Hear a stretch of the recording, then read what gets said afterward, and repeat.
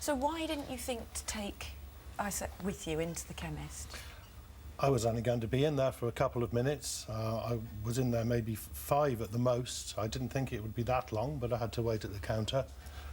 And it just didn't seem worth the trouble of disturbing her and taking her out of the car seat and taking her into the shop. It's something which everybody does, I think. You see children sitting in cars outside schools in the morning when their parents drop off other children, and you see children in cars at petrol stations when people go in to pay for their petrol.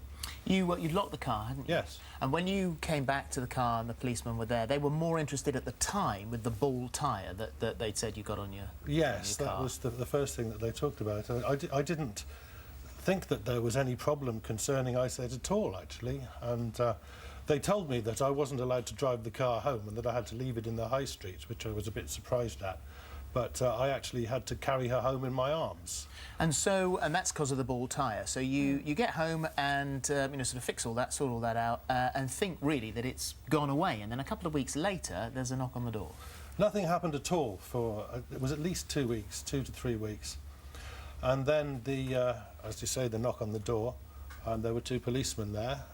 The first thing they said to me was my wife at home? Then could I get hold of her, which I couldn't really, because you can't dial a teacher on a mobile in the middle of a lesson.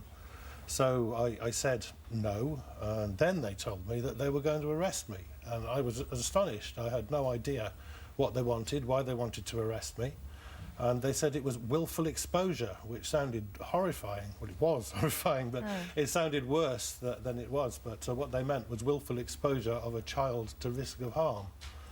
And I then said, I'd like to call my wife, and they said, well, you can't. They arrested me, and it was admitted that they had the social workers lurking in a car down the road, ready to come into the house and have a good look round. And so you were, then begins this extraordinary saga, which was to last for some considerable time.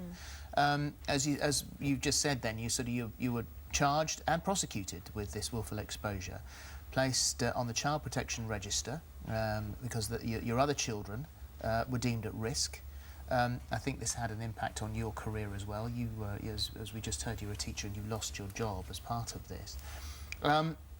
Eventually given an absolute discharge when no further action was taken, but you received a criminal record.